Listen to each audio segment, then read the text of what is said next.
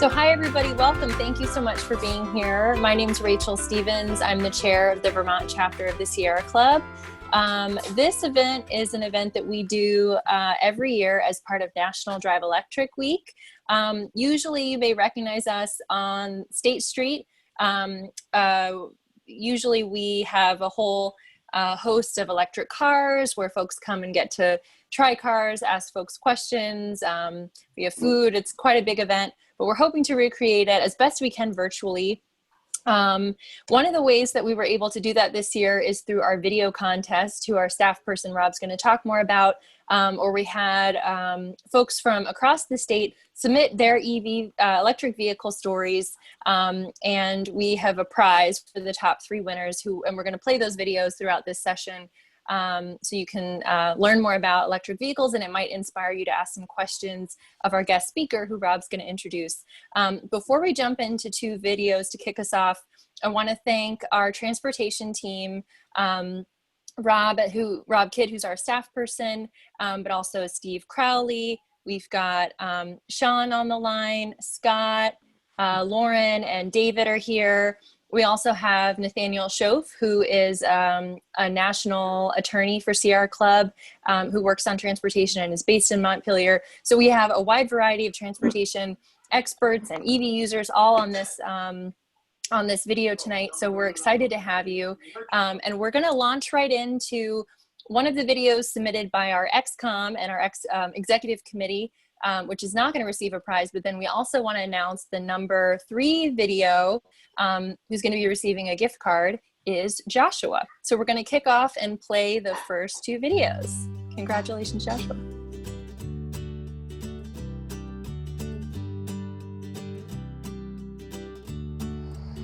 Hi everyone. I'm sure by now you've either read, seen, or heard how great electric vehicles are. From reducing your costs to reducing your carbon footprint, there are dozens of reasons to go electric.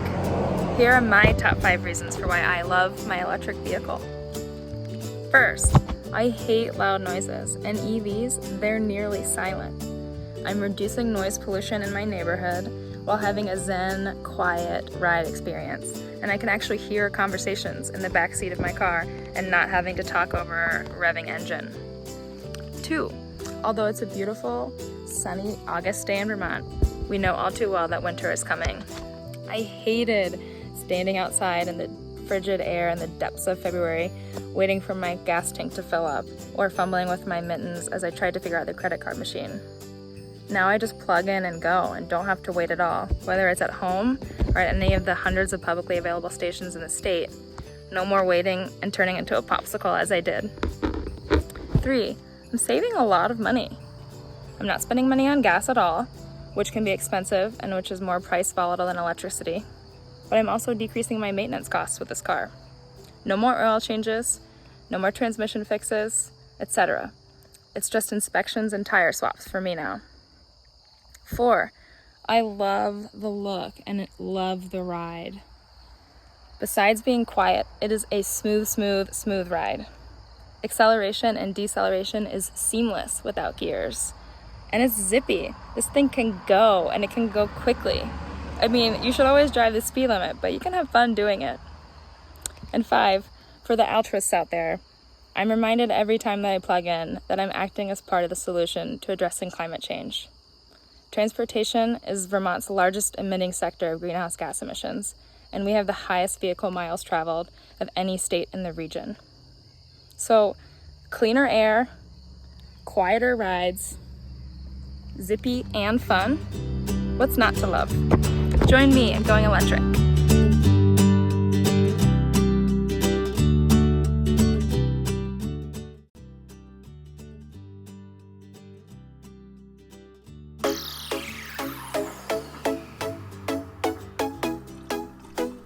Oh, well, hello there. Seems that you got me doing my annual maintenance on my battery electric vehicle, or BEV for short. You see, with an EV, there's little to no maintenance required. As a matter of fact, even the brake pads can last over 100,000 miles before needing to be serviced. And that's just one reason I drive an EV. I have a few more reasons if you'd like to hear about them. Oh, you would? Great. Sit down and I'll explain. Another fantastic benefit of owning an EV is simply fueling up. Before, with my gas car, I was a slave to how much gas I had in my tank. Would I have to fuel up before work, after work, or even worse, take time out of my lunch hour to go to a smelly gas station? With an EV, my fuel station is at home and on my terms. And not only that, electricity is the cheapest and most built out infrastructure we have. And all I have to do is plug in. In today's society, there are a plethora of EVs to choose from that fit anyone's budget or lifestyle. For me, the Tesla checked all the boxes. And, well, I'd be lying if I didn't say that performance and fun wasn't part of that equation.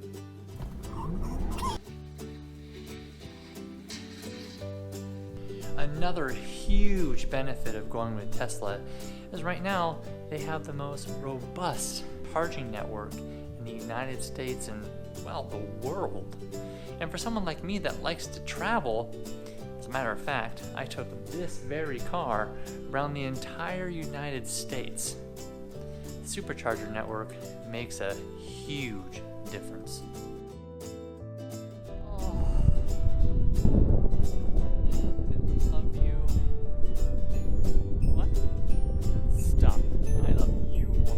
Now, of course, all these are great reasons to drive an EV, but I think the most important reason to drive an EV, especially if you're able to couple it with solar, it really makes me feel like I'm doing my part for a more sustainable and better tomorrow. Won't you join me?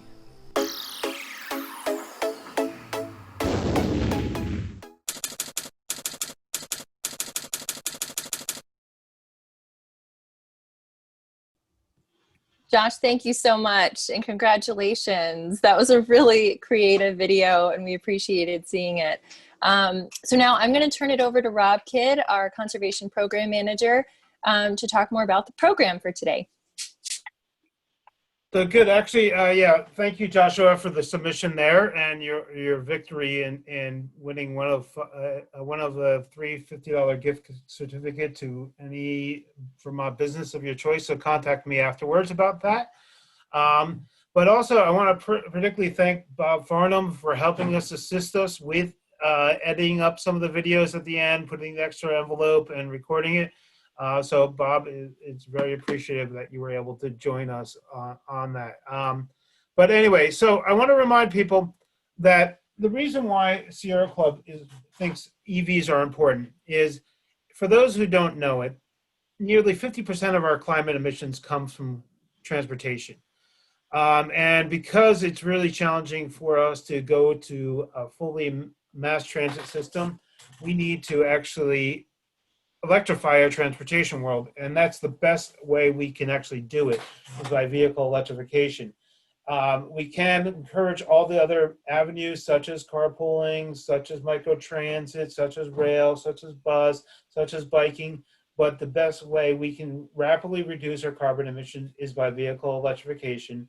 And we could do it in a way that actually saves people money in an equitable and affordable way. So it's not just everybody's misconception thinks it's all for the ultra rich and those who are wealthy.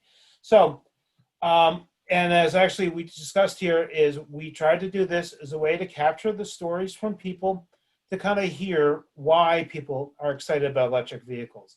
Myself, I actually walk everywhere in town and bike, and but some of these other folks who own them are the best advocates for it.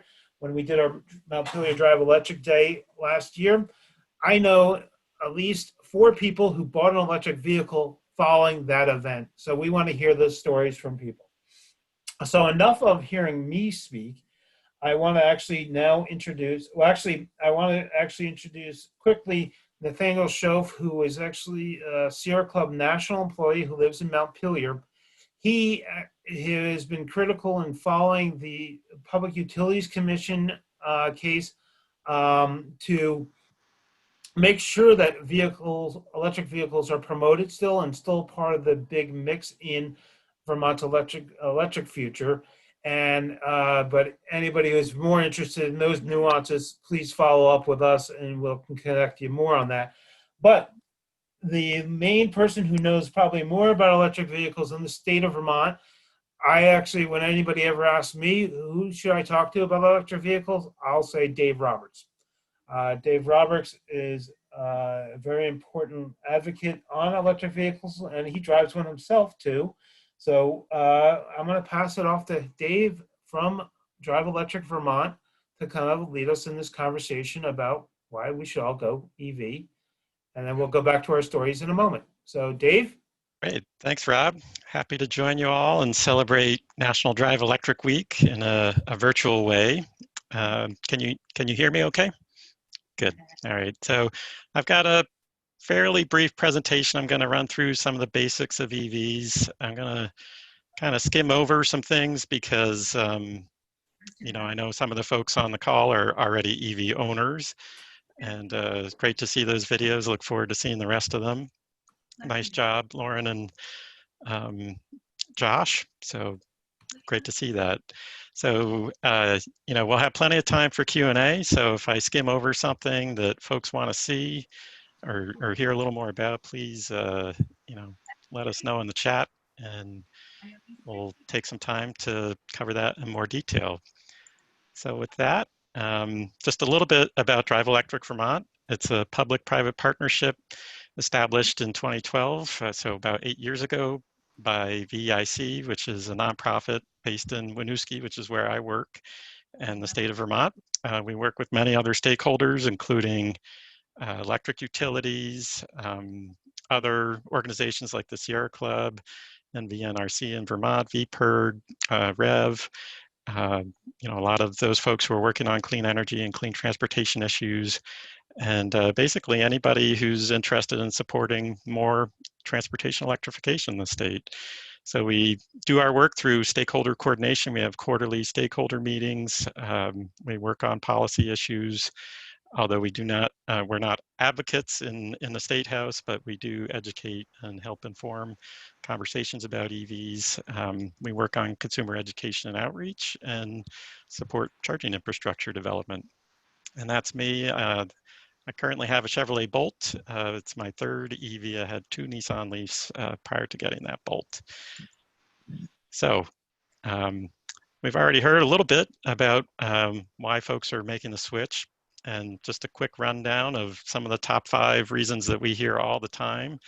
The emission reductions, obviously, as an environmental organization, that's for the Sierra Club a critical issue, and it is for us as well at VIC and Drive Electric, but there are some other great reasons. The performance of the vehicles is amazing. If you haven't had a chance to drive one, even the more affordable Teslas are great, but even the more affordable models have better performance than comparable gasoline vehicles. Super quiet, so it's a nice, enjoyable ride. As Lauren said in her video, you can actually have a conversation, listen to music, enjoy the ride.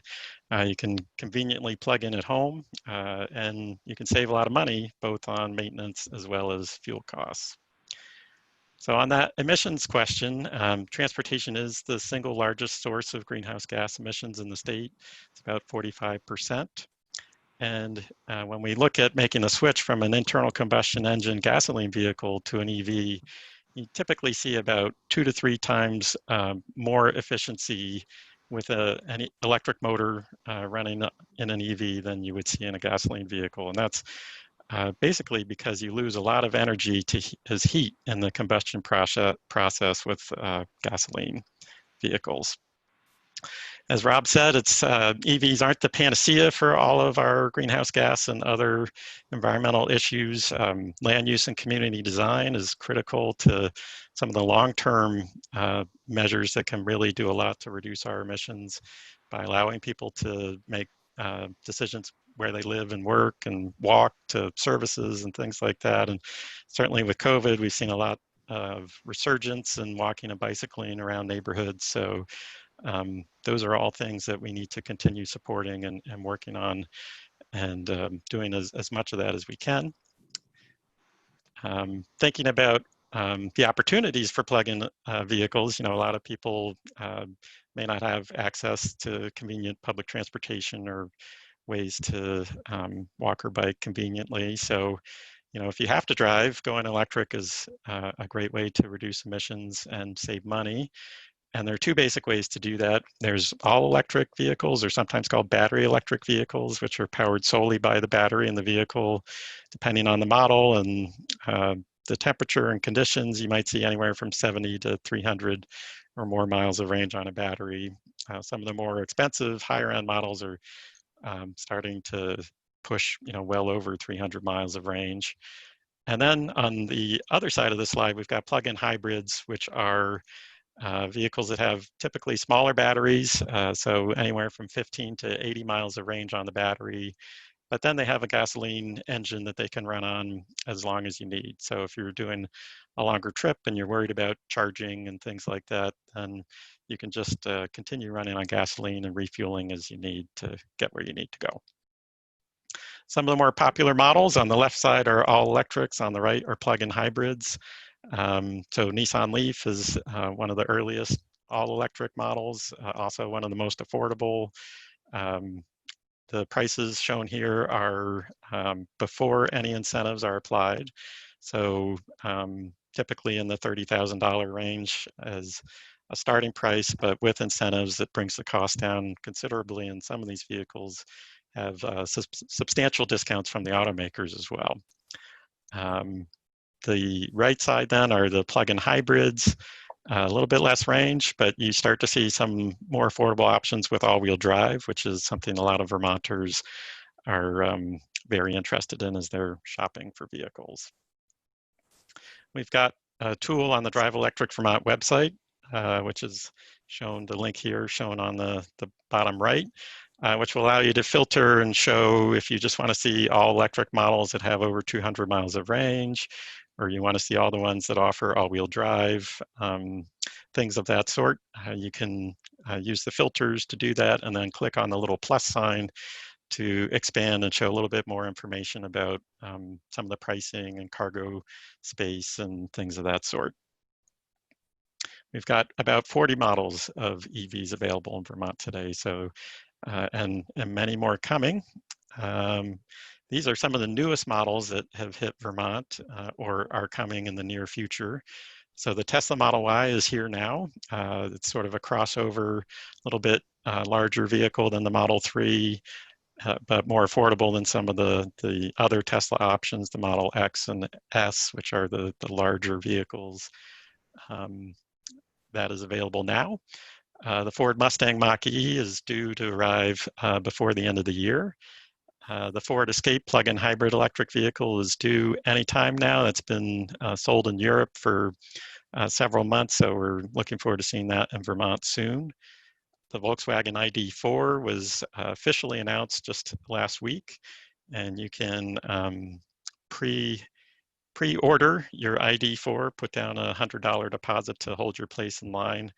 That should be arriving early next year, I guess. Late this year, early next year is the latest. If you want all-wheel drive, which will be an option with the ID4, they're saying maybe mid next year for that. And then the Toyota RAV4 Prime on the bottom right is a plug-in hybrid that is available at Vermont dealers now, though in short supply. Toyota can't make enough of them to keep up with demand, so we've heard there's a pretty significant waiting list for folks who are looking for a RAV4 Prime these days. Some of the other electric options, just to keep in mind, we've got electric buses running in Burlington and many more coming to other communities across the state, both transit and school buses. We've got electric bicycles. We have some resources on the Drive Electric website, and V-Bike is a great resource, as well as Locomotion. They have bikes that they can loan out to people who want to try an electric bike. So if you haven't had a chance to try one, they're a blast, and for a lot of people, it might even be a way that you can replace a vehicle in your household, save a lot of money that way. CarShare Vermont in Burlington has a Nissan Leaf in their fleet. We've got electric motorcycles from a company Zero, and Harley Davidson even makes an electric motorcycle. anybody who's got an Apple Apple TV subscription, there's a new show called Long Way Up with Ewan McGregor and his friend riding electric Harley Davidsons from Patagonia to California. And it's kind of an interesting watch. And then on the bottom left, electric lawn care equipment. So that's a commercial mower. There's a lot of home mowers and all sorts of other electric chainsaws, you name it. So a lot of other ways to make the switch. Something that's really important to keep in mind as far as Vermont conditions and EVs is that cold weather will reduce your range. There's several reasons for that, both just running the heat, especially with an all-electric vehicle, you don't have that gasoline engine to provide heat, so it's all coming off your battery. There are some EV models that have more efficient heating systems, like a heat pump. You can also use heated seats or a heated steering wheel instead of the cabin heat, which will be much more efficient. But that will be a drain on the battery and it will reduce your range. And then just the temperature in general can impact the battery chemistry in a way that they're not as effective in cold temperatures. So typically, worst case scenario is we recommend people plan that, compared to the average sort of official range estimate, you might see about half of that in the worst case winter conditions. So very important to keep that in mind. And we've got a resource on the Drive Electric website that's linked here below that gets into a lot more detail on some of the options and some of the tips and tricks for boosting your range as much as you can, both in cold weather as well as just in general. A lot of people wonder about charging. There's 3 levels. You can just plug into a standard home outlet with a level 1 charger. You'll get about 5 miles of range per hour of charging.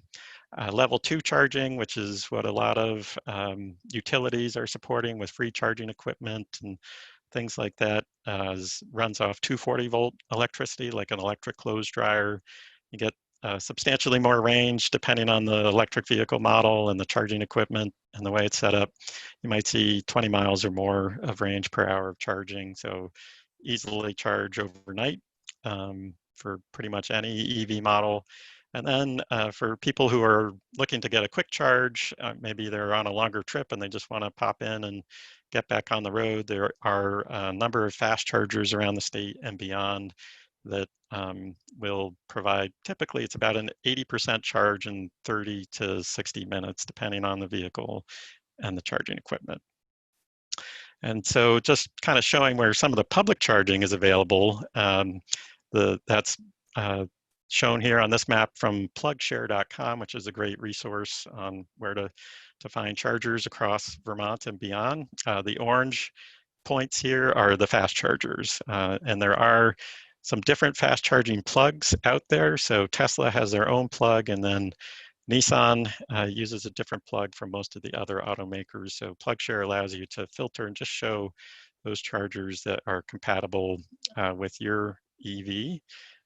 Typically, you will pay a fee to use these, but in general, it's pretty reasonable. The fast charging is usually a little bit more of a premium on the price. You're sort of paying for that convenience, and they are much more expensive to install and operate. So the owners need to cover their costs. So it is a little bit more expensive. And definitely the best way that most EV drivers charge is just at home overnight. And some of the utilities are now even offering lower off-peak rates for home charging that can bring the cost down significantly. We heard from Josh in his video a little take that he's driving all across the country on Tesla's fast charging network. So it's just a snapshot of the red dots are the current locations and the gray are planned locations for where Tesla's putting in these fast chargers. There's a couple of them in Vermont. And definitely for anybody doing long distance travel in an all electric vehicle these days, there's really Tesla has got it dialed in much better than anyone else right now. Hopefully we'll be seeing more orange dots on this map as states, including Vermont, are spending Volkswagen diesel settlement funds on building out more charging infrastructure. In fact, just yesterday, I think Suncommon announced a new charger in Waitsfield, a new fast charger there funded by the state's VW diesel settlement dollars. So just looking at some of the cost savings, this is using some average data over the past several years. We came up with an estimate about $2,000 in fuel savings. And that's just in fuel savings. Consumer Reports has also come out with some interesting research about paying less on maintenance. You know, with all electric vehicles, you don't deal with oil changes, the brakes tend to last longer, there's just less to go wrong. So you can see really significant savings. And common question that we get is, well, what about the batteries? Don't you have to replace those? And in fact, in most cases, batteries have been holding up quite nicely. So we expect to see, for at least most EVs, easily getting maybe 10 years or potentially more on the original battery, depending on some different factors. But there is research out there that shows even vehicles that are many years old having maybe a 10% reduction in range compared to new. So you may lose some range over time as the batteries age, but they'll still remain useful for quite some time for most of the models that are out there today. Some of the incentives that are available in Vermont that help bring down those costs, there's a federal tax credit. It's up to $7,500 based on the battery size. Our vehicle comparison tool that I showed you on the Drive Electric website has information on the exact amount of the federal tax credit.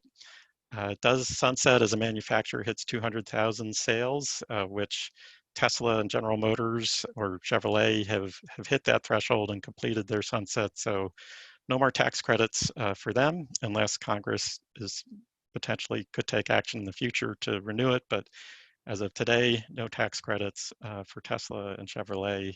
It is a tax credit, it's something you have to claim on your income taxes when you file them, unless you're leasing, in which case the leasing company technically owns the vehicle and will usually pass through at least a portion of that tax credit in terms of in a way that reduces your lease expenses, either your monthly cost or the upfront down payment. Important thing to keep in mind with that federal tax credit is it does not carry over into future tax years, which some other federal tax credits might do, but the EV tax credit does not carry over. And it is only available on new electric vehicles. Important point there too. The state of Vermont has been offering EV incentives since last December.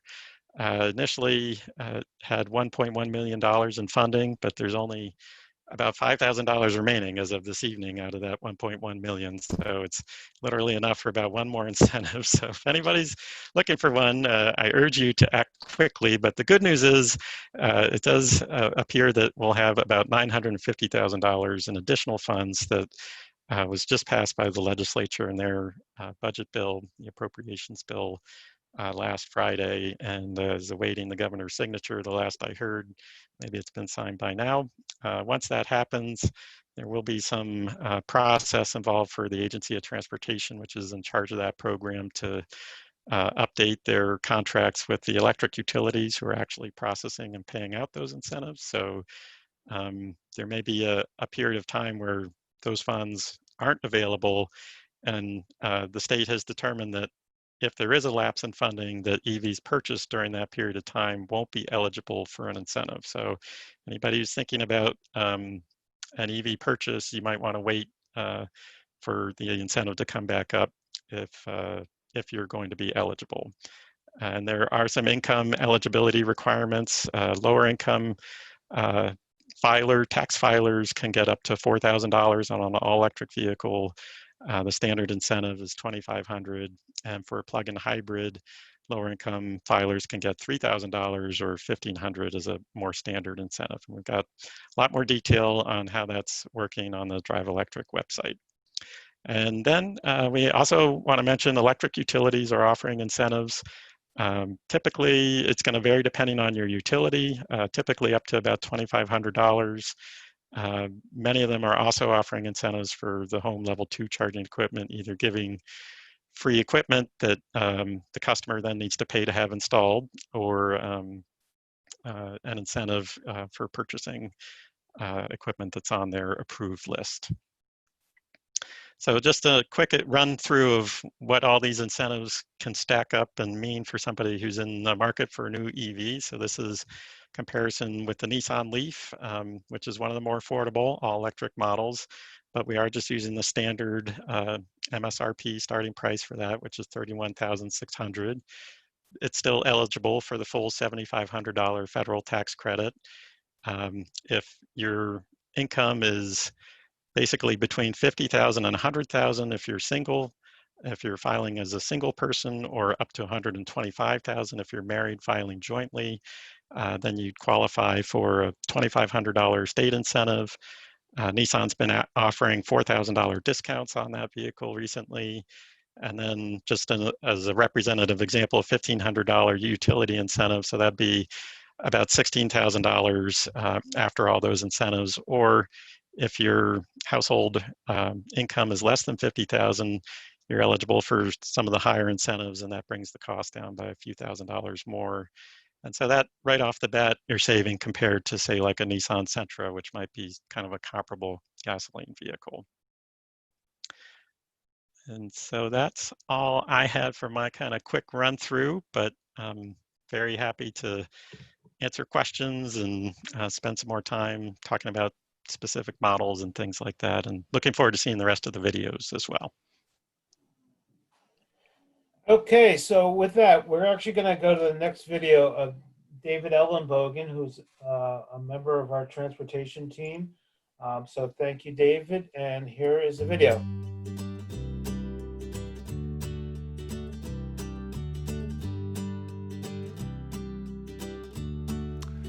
Hi, this is David, and I'm standing in front of my Chevy Volt. It's a 2017. I have about 50,000 miles on it. I'd say about half of those are electric miles.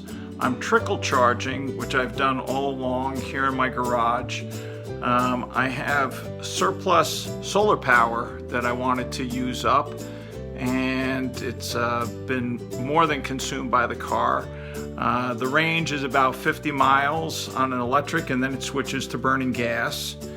It's been a very reliable car. I think you're going to find a lot of these on the used market as Chevy stopped making them, and people who got 3-year leases will be returning them soon, and I think you could get one used for under 20,000, maybe closer to 15 or even 10,000. It has low clearance, so if you drive through a lot of deep snow, it would be a challenge. And I like the fact that it's electric, and it becomes kind of a game to see how I can optimize my electric miles. It's very quiet, and when it's burning gas, it's getting high 30s to around 40 miles per gallon when it starts burning gas. It's a good looking car, has very good feel on the road. I'm going to walk around so you can see it a little bit better. And I'm happy to answer any questions that people might have about it. Again, it's a 2017 Chevy Volt. I've been very pleased with it. And if you haven't made the jump to electric, I hope that you will now. All right, have a great day.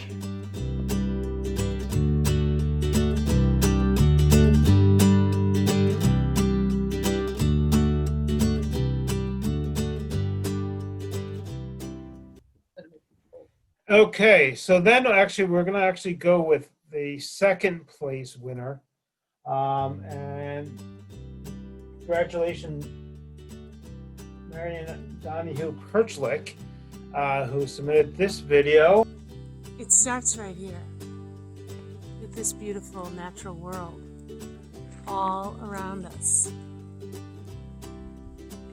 If you could avoid putting a particulate into that air that is around you, that we're all breathing, wouldn't you do everything you could in order to avoid putting anything between you and that beautiful sky? This is our blue Chevy Volt, and I love this electric vehicle. This, you can see it plugs in here in the holster. You pull this out, close the little door, and we have our own level 2 charger here in the barn. This hooks into that little holster, and in the winter from the house I can just lock it up and start it. and the seat will start to get warm for me, as well as the steering wheel.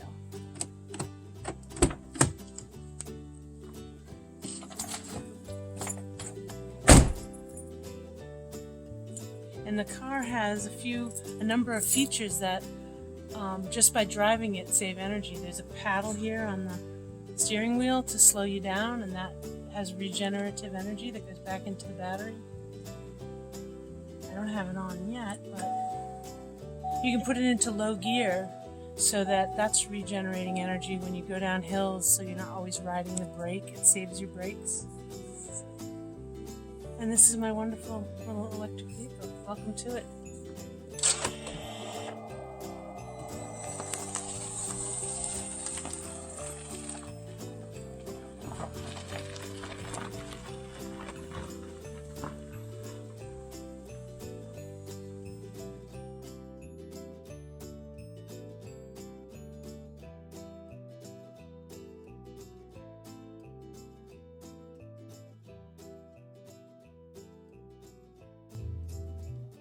Well, hey, great, everybody. I think that's our number 2 video. I'm Steve Crowley here. I'm gonna start up a little section of our evening where we look to you for questions, and several people have already been entering questions in the chat box. So if you have questions yourself, please do so. And what I'll do is just kind of take them in order. There were quite a few comments made that I'm kind of going to skip. So if I happen to skip yours and you didn't want me to, just ask it again. But I'm gonna start with Jared Duval, who has asked a great question about emissions reduction. Jared, do you want to voice your question, or you want me to just read it off? Sure, I'll quickly say it. Thanks, Steve. So I recently saw, I imagine this is for Dave, but if others know as well, that'd be great. I saw a study recently from the Union of Concerned Scientists that looked at the emissions reduction benefit of driving an EV, assuming you're using the regular kind of ISO New England grid mix available in New England versus a fossil car. But of course, because of Vermont's renewable energy standard, our electricity purchases are much cleaner than the regional mix post-purchasing, 62% renewable, 92% carbon-free. And so I'm just wondering if anyone's aware of analysis that's been done to say how much even more of an emissions reduction do we get here in Vermont using our especially clean or low-emitting electricity supply compared to other places, even other places in New England. Dave, what do you think? Yeah, so I'm going to just share quickly. Hopefully folks see, I think this is what Jared was talking about, the UCS study. They've done a number of these, which they just look at sort of the average grid region. So New England is the equivalent of a 114 mile per gallon gasoline vehicle when you're running off sort of the average New England grid mix. And this is based on 2018 data. The data lags a few years for this data source. So there, Jared, you guys do great work at EAN on these issues. So I actually think you all are probably the closest thing that I've seen in terms of folks who are really paying attention to how much cleaner it is in Vermont to drive an EV. I think with the Global Warming Solutions Act recently passing, there probably will be some more detailed analysis that the state will be undertaking to dig into this issue. But clearly it should be significantly better than what the New England average is, which is that 114 mile per gallon equivalent for a gasoline vehicle, which is already one of the better regions in the country, not the best, but one of the better regions in the country when you look at this UCS analysis. Thanks, Dave. Yeah, great. We have a question from someone who's identified here as C. Geddes. I hope I pronounced that right. But asking, do you want to voice your question about who's responsible for putting these things in place? Is it going to be businesses? Is it going to be the state? Who can we expect to be putting these charging stations in place around the state? Does that capture your question?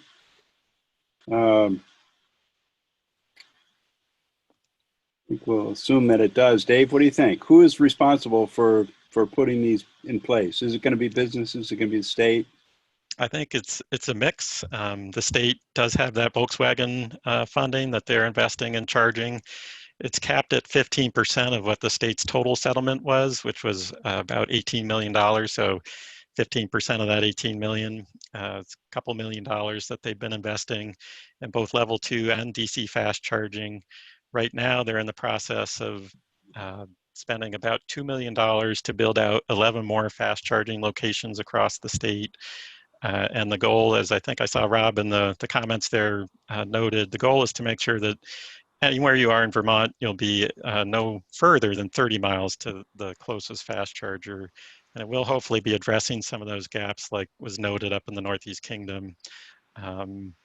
So, the state does have some investments coming, and the legislature did appropriate another $750,000 to support more charging infrastructure earlier this year. So there is certainly a role there for the state. In terms of private businesses, we certainly also see a role for them. And in fact, any larger new developments that are going in, commercial developments and multifamily residential developments, the state's building energy code now has some requirements for EV charging, or at least being ready to charge up, because that's really the best time to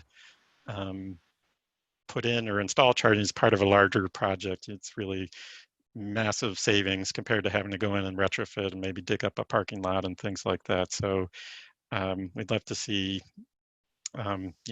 a little more action on that front. Right now, those state building energy code requirements just include sort of level 1 in most cases, or maybe some level 2 charging.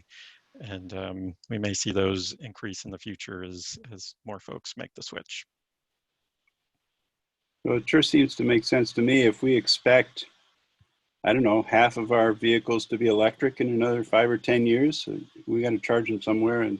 And I know when I put in a charging station here at my house for my plug-in hybrid, Green Mountain Power helped me out, and I happened to have the 220 volt line that ran to a convenient spot, and it cost me maybe a couple $100 to maybe $250 to install the charger with their incentives, with Green Mountain Power's providing the charger. But if I hadn't had that in place already, it probably would have cost me another $500 to $1,000 just for that. So that alone might have made it prohibitive to go that route. So yeah. The sooner we can get those, new construction certainly built so that it's ready to go, the better. Yeah. And I'm glad you mentioned the utility incentive. Green Mountain Power isn't the only utility offering those incentives, and they do have incentives for businesses as well. So if anybody knows of a business that's thinking about putting in charging, I'd certainly encourage them to reach out to their electric utility. They may have some incentives that can help reduce the cost. I'm not quite sure how it works, but as I go around into different states, actually, I have been able to get onto either my Flow app or the ChargePoint app from some of the providers. ChargePoint has placed chargers all over the place, and they charge for the electricity. Some places you get it free, and some places they charge you as expected. But that's it's not necessarily the business that hosts the charger that's going to pay for it. It might be somebody like ChargePoint who's in that business. Yeah, and in most cases, ChargePoint is the sort of operator and they provide the equipment, but it is a local business that actually owns it and is responsible for setting the pricing. So some of them make it free to encourage people to, come to their business and hang out for a while. And some of them, are charging fees to make sure that they can cover their electric costs. Well, how about other questions out there? I want to make a plug. We do have a lot of EV car owners actually on the line. So if you have questions, one of the big great feedback we got from last year's event is that people loved asking questions of the EV owners themselves, what they like about the car, what they don't like about the car, if they would, So if we have several of our video folks that all kind of drive different cars. I saw an e-Golf, the Chevy Bolt, we've got the Tesla. So if you want to ask questions of the car owners, they're also on the line.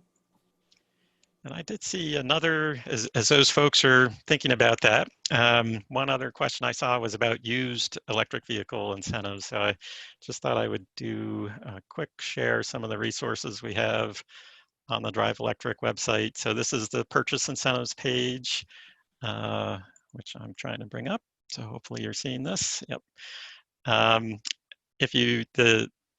The federal and state incentive programs are only available on new vehicles, but many of the utility incentive programs do have used vehicle incentives. So Burlington Electric, $800. You can go through, look at your utility, see what they're offering.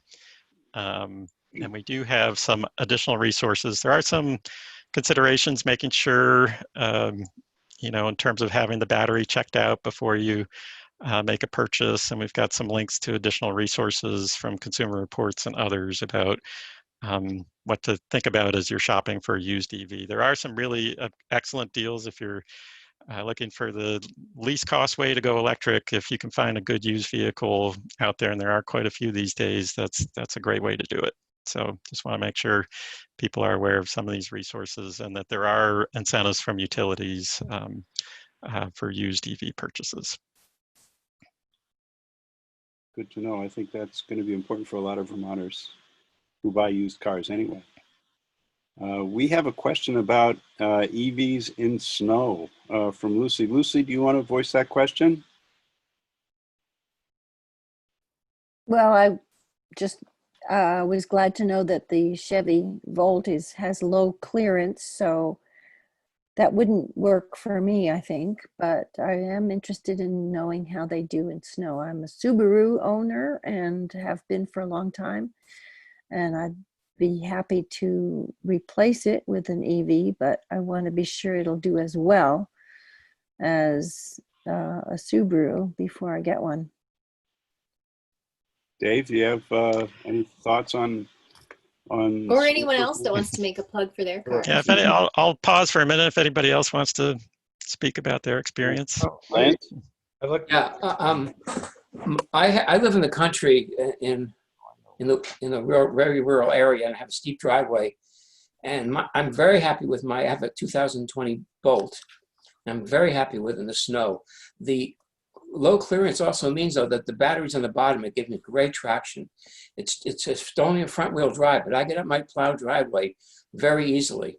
And I have nothing but good things to say about my Bolt in the winter, in the snow. Use switch to good snow tires around October, November. Yes. Yeah. I see someone who's listed as Majira Hoff. Mark. Lucy, I have a 2019 e-Golf, and that was a concern for the Vermont winters, especially because we live on a pretty steep street. And so we, once we got the car, we slipped a little bit with the standard all seasons that came with the car because they tend to be low resistance tires. So knowing that we were going to take the hit on EV performance in winter, and knowing that we were just going to be driving not that far, we were not going to be going for the full range of the vehicle. My wife and I, we opted to actually get a second set of tires or second set of rims, and we purchased Nokian Hakkapeliitta studded tires, and we run studded Hakkapeliittas on our Golf from November to March, or at least until the snow stops falling, and then we switch back to the low resistance tires. And what we've seen for the consumption when we have the low resistance tires, we get about anywhere from 4.9 miles to 5.9 miles per kilowatt. And we see that reduction down to about 3.4 miles per kilowatt with the studded snow tires. Wow. With iron rims, but we had no problems at all. It zips all up and down through the steep streets of Montpelier, doesn't matter what's going on, we have full confidence with the vehicle's traction.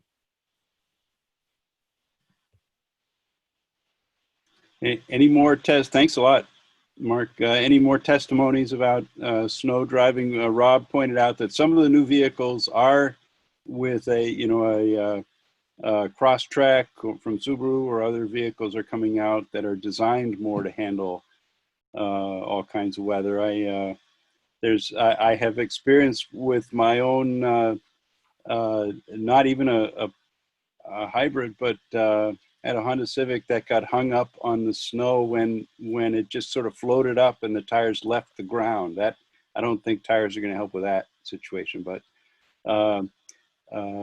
John Bartholomew, you have a question here about charging stations beyond what we're talking about right now. Do you want to expand on that a little bit?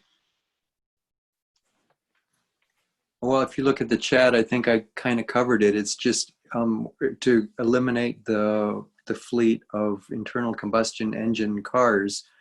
It's got to be convenient to get a lot of people on board with this. And some states are really having more and more mandates for increasing the electric vehicle fleet. But if you live in an apartment or you have on-street parking, it's just not convenient to go to and wait for a charging station. So I just don't know if there's any kind of vision for the future for how to make charging much more convenient than it currently is. So I can take a stab at that, but welcome more contributions. So it's a great question, John, and you know, certainly for people living in multifamily, so condos and apartments, it's something that a lot of people are working on trying to figure out. I would say, you know, we don't have it dialed in Vermont at this point. The building energy code requirements would be helpful for new developments, but that doesn't solve the issue for the roughly, I'm just looking at some data here, about 60,000 out of 260,000 housing units in the state fall into that multi-unit dwelling category. So it's about 23% of the state's housing. In some cases, it's fairly straightforward to put charging in for people if they have dedicated parking spaces. And we do know some condo associations are starting to look at shared charging access. We know of a few, like in Burlington, that have put in shared charging equipment for people to use. And in some cases, in other regions like California, which is maybe a few years ahead of Vermont and a lot of EV issues, or if we look at some of the European countries, Norway is often held up as an example of sort of an EV mecca. They're doing great things over there and way ahead of basically any other country in terms of adoption. Over half of their sales are electric at this point. And so what we see in those locations is, you know, more public charging, more fast charging available for people who maybe don't have convenient access. So I think all of those things are important. Maybe figuring out ways to incentivize, provide incentives or programs that support more charging and multi-unit housing will be important in Vermont. Some of the utilities are working with charging equipment manufacturers to use sort of share charging equipment that can charge a fee and cover their electric costs in an equitable way. So an example of that is EV Match, and both GMP and Burlington Electric are working with EV Match to pilot that technology. So I think there's definitely work to be done there. It's an important issue, but there are some folks who are ahead of us in paving that way to hopefully make it a little bit easier in the future. Great. I think we're going to go with one more question from Mark, and then we're going to move on to our winning video. Mark. Thanks, Steve. This is a question for Dave. You were talking about the state rebate, and I mean, we have the federal rebate, and that even though for some classes of cars it's already been used up, the thing that I've found with the federal rebate is that it only really would apply to, like, you know, married filing jointly income earners that have an earning of at least like $74,000 a year to recoup that or see that full 7,500 rebate. One of the things that I'm seeing for early adopters who are looking to go with EVs, we see that there's the state rebate. You'd mentioned there's only $5,000 left. Upon it possibly being refilled, the fine print that I've read about this, and this gets to my question, is that that was intended to be used once per household. Is that in perpetuity, like forever and you're done? Or is it like with the federal rebate, you can do it every 2 years? Is the state of Vermont applying the same kind of rationale? So just on the federal rebate, I don't think that there's a limit on that. I'm not sure, but I'm not a tax expert, but my understanding is you can, as long as you have the tax liability, you can claim it. The feds were specific. It had to be like, if you did it in 2019, you couldn't do it again until 2021. And I do know for a fact that if you lease, then the leasing company gets it. So that's a way that a lot of people who maybe don't have that tax liability can still get the benefit, and maybe even, just plan to lease it and buy it out at the end of the lease.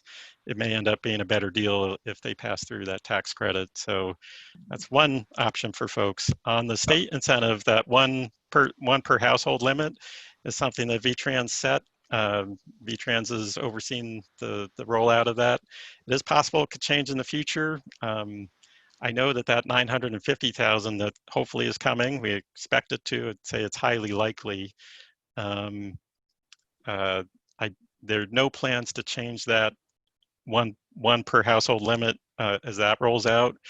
And at least according to VTrans, they're concerned that because of budget impacts due to COVID, there may be a period of time after that 950 is spent down. If they can't come up with more funds, it may be a while before, there may be a lapse before they can restart the program. So, because for the most part, Vermont families are multiple car families.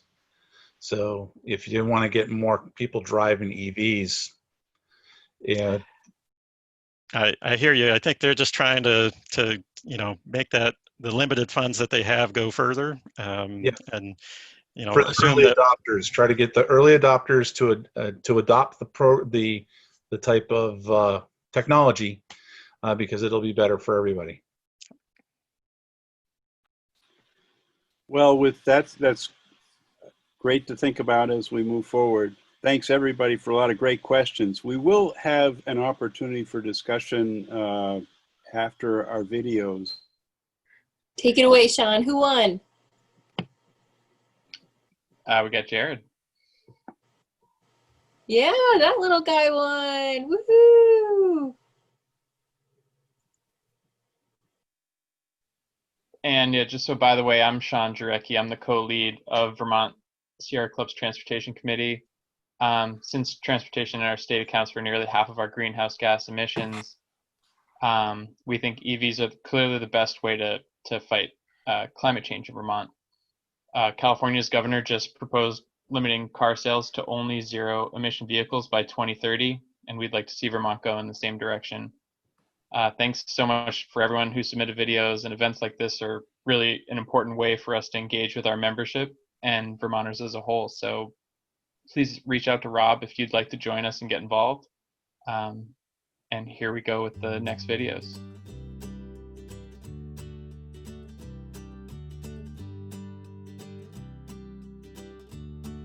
Hello everybody, I am Leah.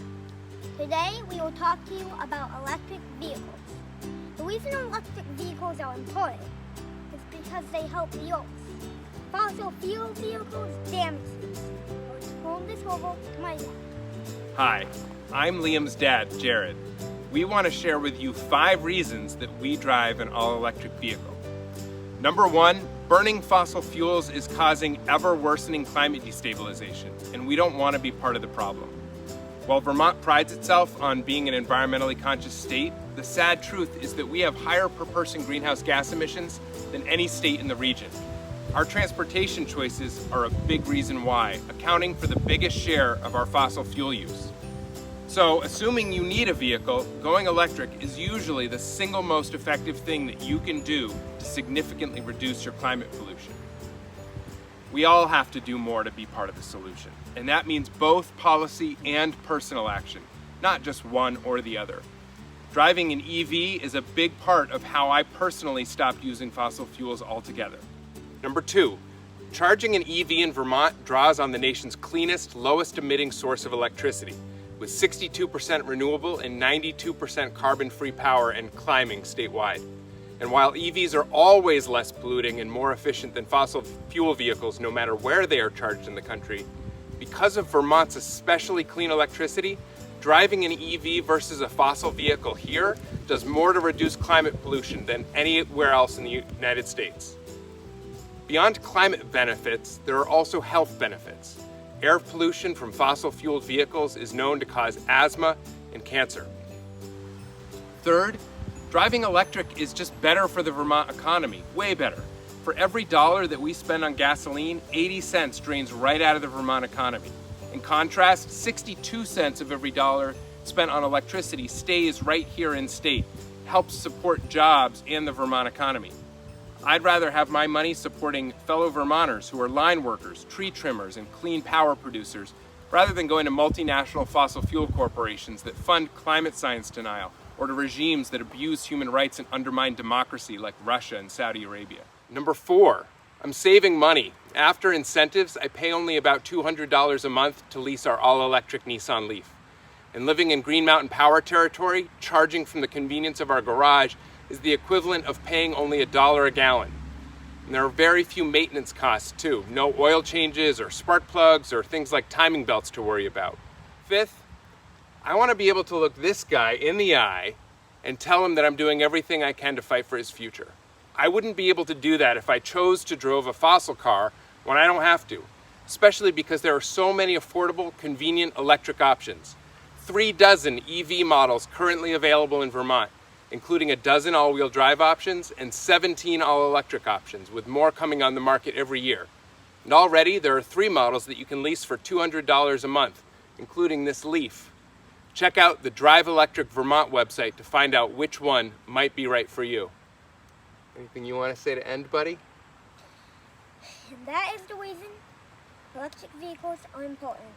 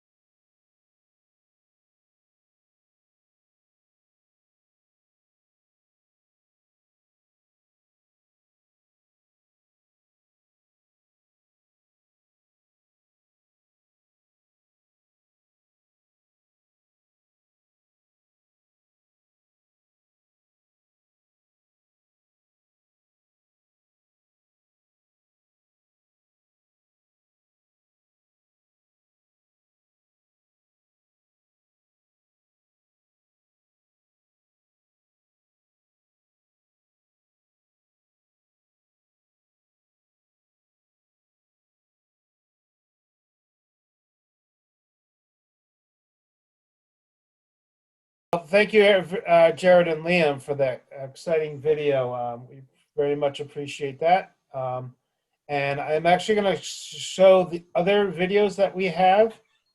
So just bear with me and then we can watch that. But if anybody wants to type any other questions in the chat box, you can do it. I want to thanks Mark, who was on here. George was on here today.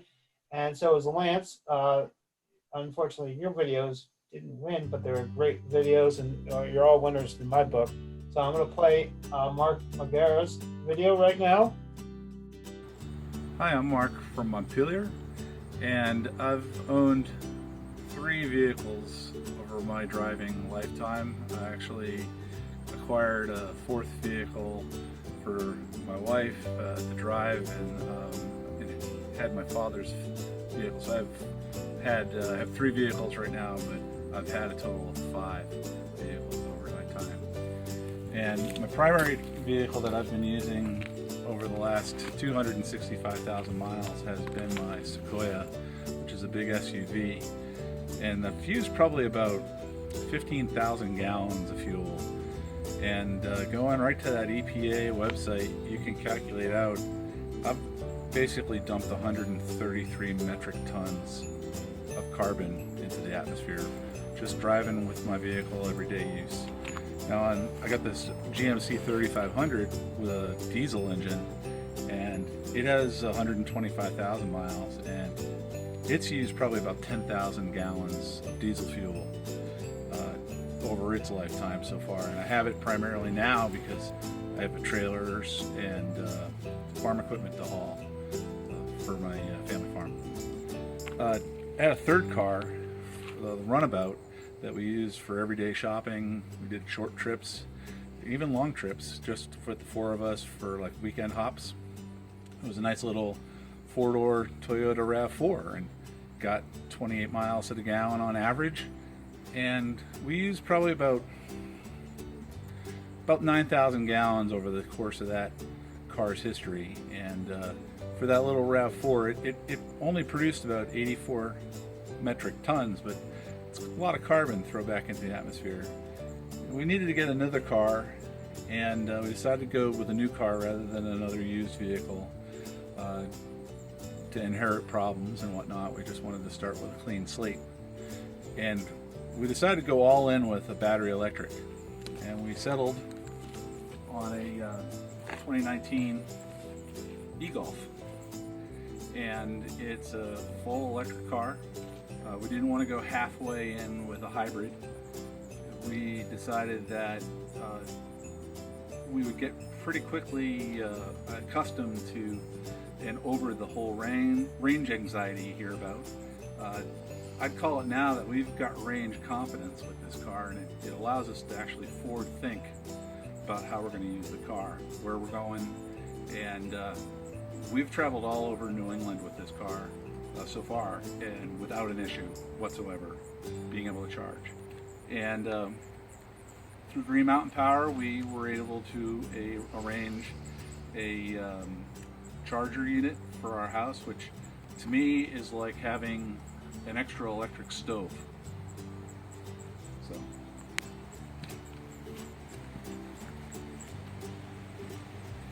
it's pretty simple to operate. You just basically go and plug it right on in at the same spot where you plug in the gas, and it charges the car in no time flat.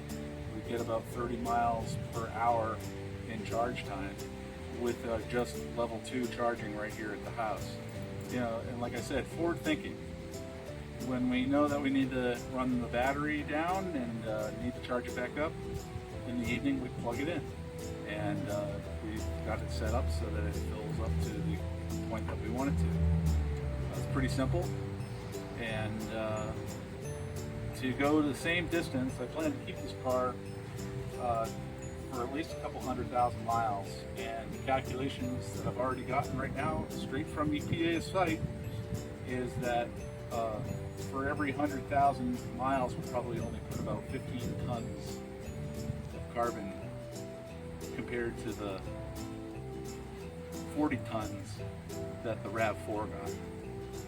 To me, it was a no-brainer. I'm tired of buying gas or diesel, and I think electric is going to be the way to go.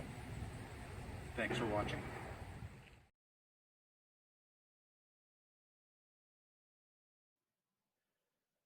And our next video is from George Plum.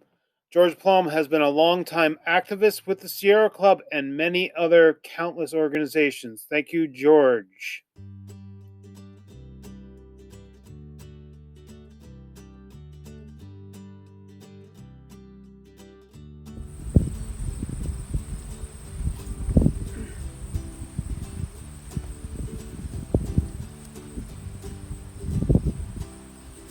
I'm George Plum from the hills of Washington, Vermont, and I've done all I can to reduce my greenhouse gas emissions. In 2010, I was one of the first to install an all-sun tracker, which generates more electricity than we use in the summer months, and still quite a bit in the winter months. And it follows the sun from the east to the west, and then faces the stars at nighttime. Really a fascinating piece of equipment. I also drive a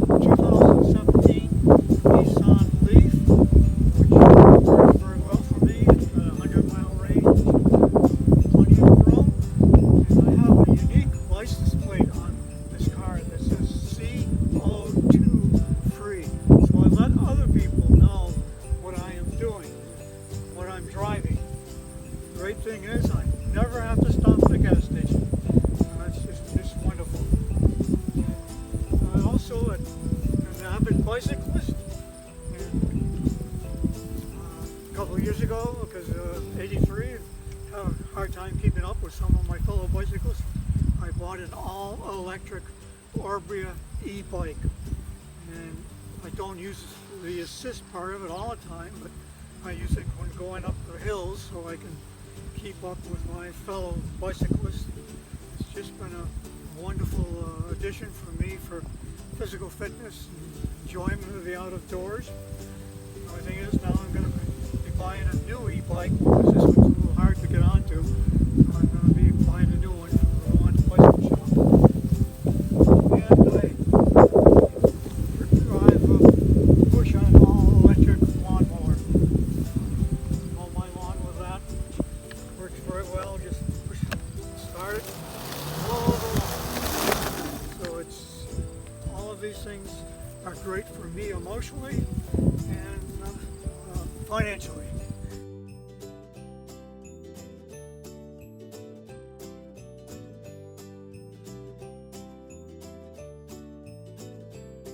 Okay, so next one up is Lance Paola, who was actually on here and commented a couple times. So there you go.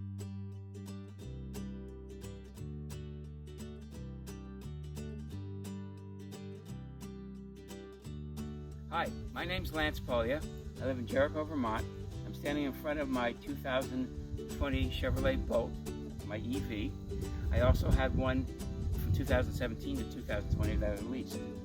The reason that I like an electric vehicle so much is because not only do I get incredible mileage with this, I get in the summertime, I get a range here of 320 miles, which is incredible in the summer. In the winter, it's a lot less, but I get good range in the summer.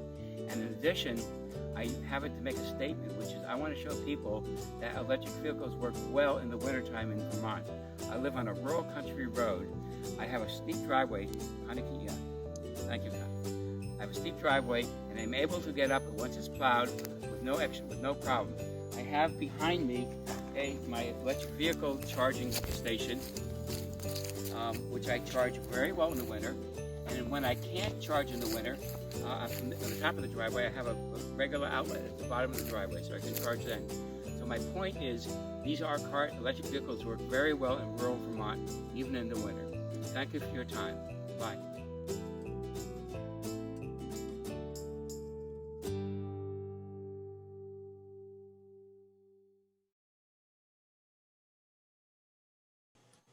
Rob, while you're pulling up the next video, I just wanted to mention that we have like an e-bike expert enthusiast, Carl, who is a volunteer with our chapter. He actually converts regular bikes into electric bikes.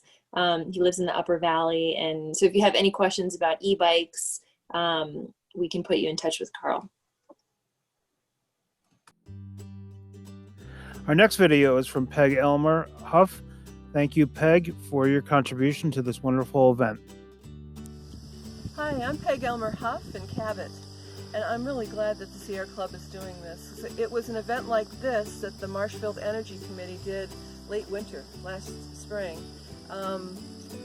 when we could go and visit with owners of their electric vehicles, and some of them let us drive them.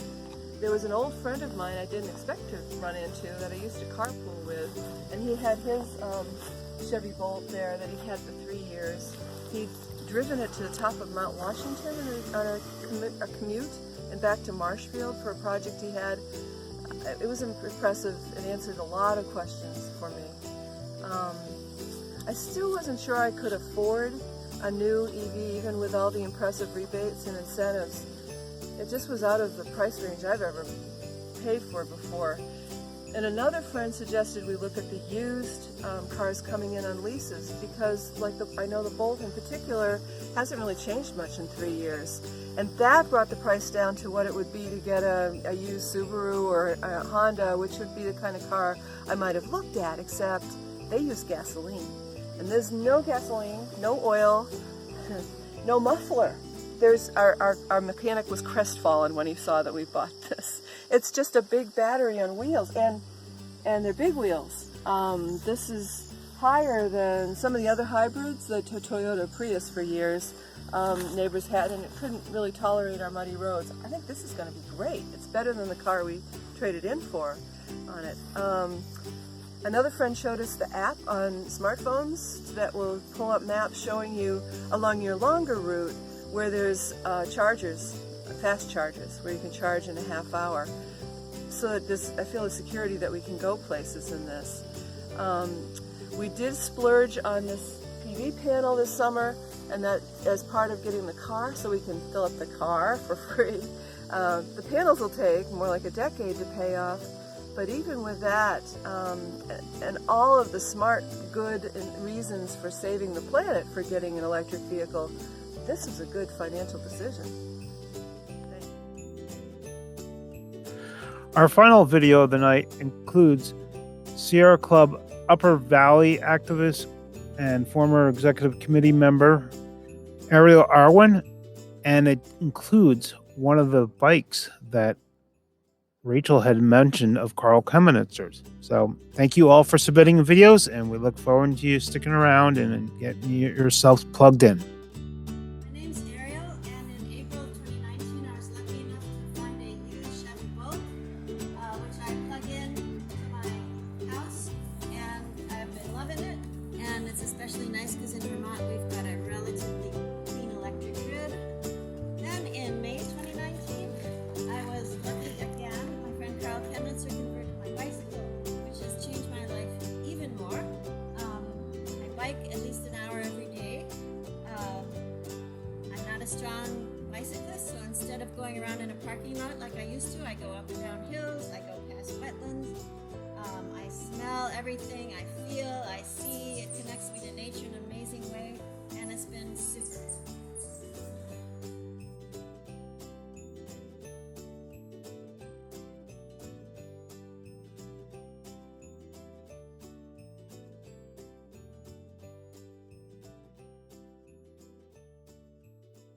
That is all the videos that we have for tonight. Thanks for everybody submitting them. Woo! So does anybody out here have any last thoughts, questions? A lot of hill climbers out there I see in the chat. I had a question to me actually from John Bartholomew regarding vehicle to grid, and you hear a lot with EV drivers wanting to do vehicle to grid, and a lot of the research and discussions that I've participated in is that the only vehicle really in production right now that is V2G capable would be the Leaf, from if memory serves correctly. Interestingly enough, though, where we level 2 charge with the J1772 charger outlets, it's a standardized outlet.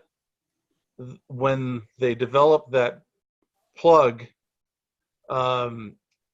they basically put in the protocols to allow V to G, but the reason why we can't really do that like with an e-Golf or with a Bolt at the moment is that the circuitry in our wall mount on our buildings are one way from the power company to the car, and you need to have the proper circuitry in the actual unit to make it two-way.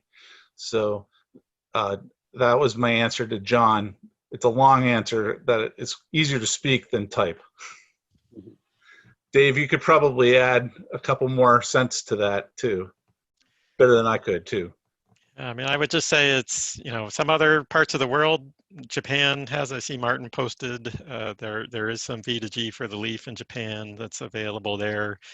In Vermont, it's not here yet, essentially, but the utility companies are very interested in it and maybe looking at some pilot programs in the next few years, probably starting with some larger like business fleets and things like that. to kind of leverage, get more out of it. If you're not putting power back onto the grid, there are some home-brewed options for people like in California where they've had long power outages where people are using their vehicles to, power their fridge and some other essentials. So if you go online, you can search and find some info on how people are doing that. But So it's Dave, not. you and Mark, you sort of implied this, but in case there's anybody on our call right now who does not know V2G, maybe you could give a quick explanation of that. So that would mean vehicle to grid. So taking energy that's stored in the vehicle's battery and putting that back out onto the grid. So kind of in a similar way that people who have net metering solar systems on their homes put energy from the solar panels back out onto the grid. The idea is kind of using the vehicle battery to put energy back out into the grid to support it or reduce costs and things like that. There is also vehicle to home, which instead of putting energy back out onto the grid is more focused on just providing like backup power for home use. And so there's a lot of cool stuff that's coming in the next couple of years, but standards are being worked out and safety issues and things like that. I think the thing to remember is that on these vehicles that we buy, the battery packs are actually set up to have a certain warranty or lifetime on the packs. And they look at that lifetime as to how many full cycle charges you can put on that pack. I believe most of the vehicles they're aiming toward about 8,000 charges over that lifetime. And if you start utilizing a pack for your car to power your house, you're going to increase your cycle usage of that pack. And so that's another thing to consider, not using your car for V2G, except for like in an emergency, or as Dave mentions, to run that a refrigerator during a power outage.